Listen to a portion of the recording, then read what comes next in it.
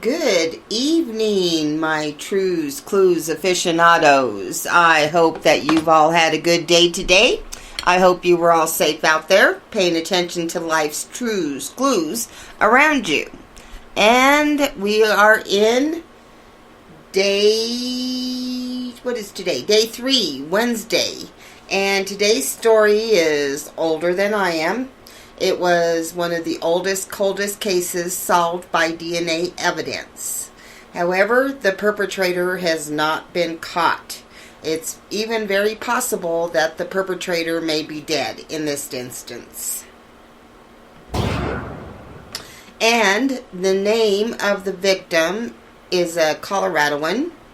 And the name of her is Margaret Peggy Beck. And she lived in Denver, Colorado, or Jefferson, Lakewood. And the Jefferson County Sheriff's Office said Wednesday that genealogy helped identify a suspect in the cold case of more than 56 freaking years. On August 18th, 1963, 16-year-old Margaret Peggy Beck was found unresponsive at the Flying G Ranch near Deckers, Colorado. She had been sexually assaulted and strangled.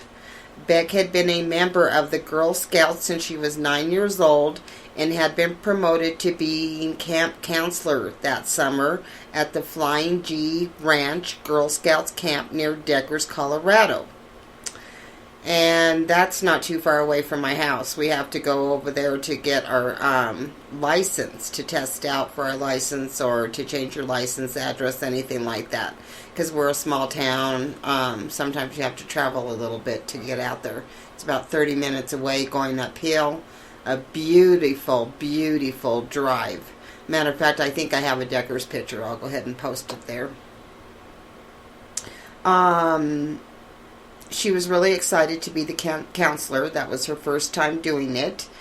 On the night of Beck's death, her tent mate was staying at the camp infirmary due to being ill, leaving Beck in a tent alone overnight.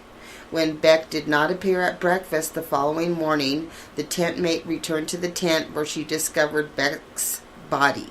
According to Oxygen Channel, Beck had been sexually assaulted and strangled.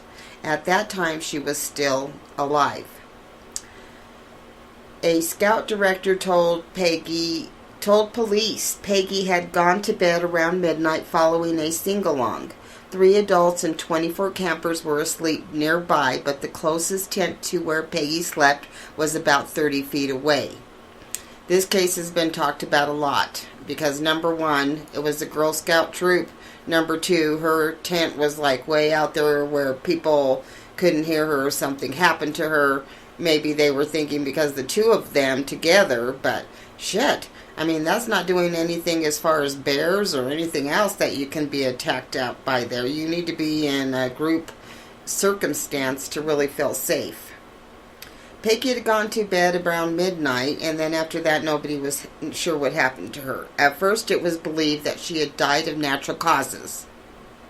But then Jefferson County Coroner Ken Rainey said that 5 finger marks were on her throat, not apparent until later in the day. Because, you know, as your body goes through the physical process of death and the 5 steps of death or whatever you want to call it, bruises will show up that may not have shown up recently. And the same thing happens to your body. Things happen that weren't very recent. Her body was found when she failed to show up for breakfast, and they kind of thought that was weird. Her 3 sisters who are still alive find this an extremely painful time for them. I'm sure they wondered so many times how, what, when, who, all the stuff that goes along with that. Deputies don't know if Taylor is alive. They said he has a rap sheet from Las Vegas area dating from the early 1970s. He was last seen in or near Vegas in 1976. In October 2019, research led investigators to suspect James Raymond Taylor. Investigators are unsure why Taylor was at the Girl Scout camp the night of the murder, but they believe he may have tested radios he built in the area. Both he and Beck reportedly lived in Edgewater, Colorado at the time of the murder.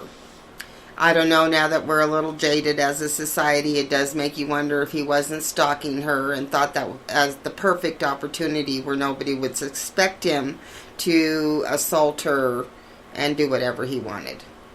Taylor's family cooperated with investigators, but said the last they knew, Taylor had been living in Las Vegas in 1976. Taylor has a criminal record, including incidents that took place between 1972 and 1974. He would be 80 years old today, and investigators are not sure whether he is still alive or not. 56 years after the rape and murder of Peggy Beck, investigators in the Jefferson County's office were able to crack the cold case. The investigators built a DNA profile based on scrapings found from underneath Beck's fingernails. The DNA profile was then submitted to a national database and compared to over 1 million DNA samples to pinpoint the suspect's possible relatives. Jefferson County investigators then partnered with Denver's United Data Connect in conducting research genealogy. And then I'll post some information that they're still looking for leads for this killer of Peggy's, James Raymond Taylor. Would be about 81, 82. There's an active warrant out for Taylor's arrest, but investigators have yet to locate him despite exhaustive efforts. They noted that it's possible he's no longer alive, but said they can't prove that at this time.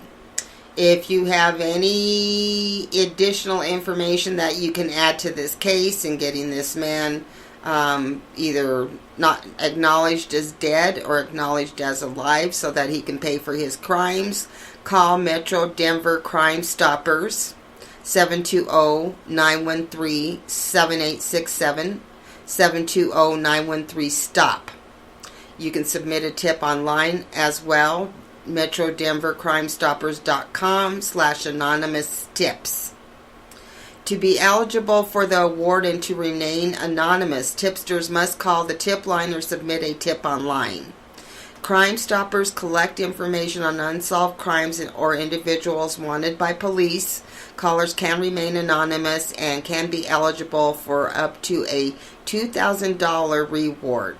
The tip line is answered 24 hours a day, 7 days a week.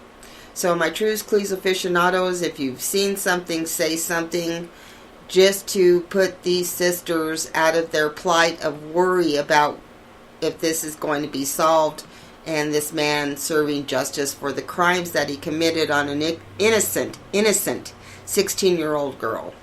And at the time this happened, this was incredibly shocking.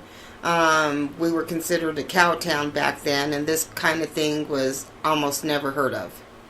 So with that, my Trues, Clues aficionados, if you've gained anything knowledgeable or entertaining from my channel, please do like and subscribe. In the meantime, I'll talk to you tomorrow with the latest case in colorful Colorado.